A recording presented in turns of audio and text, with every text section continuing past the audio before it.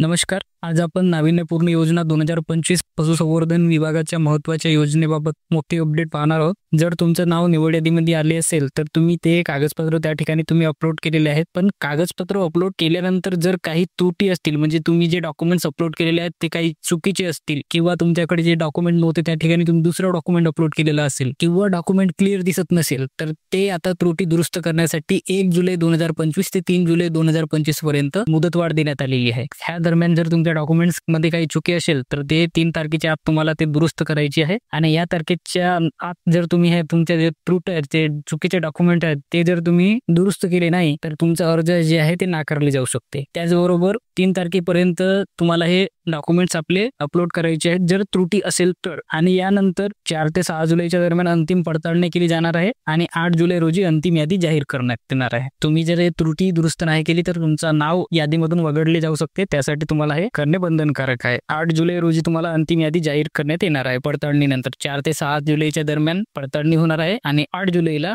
अंतिम यादी जाहीर करण्यात येणार आहे. म्हणून वेळ वाया न घालवता तुमची जे कागदपत्रे आहेत ते तपासा आणि जर त्याच्यामध्ये चुकी असेल तर लवकरात लवकर ते पूर्ण करा. आणि अधिक माहितीसाठी संपूर्ण तपशील आणि लिंक डिस्क्रिप्शनमध्ये दिलेली आहे. धन्यवाद.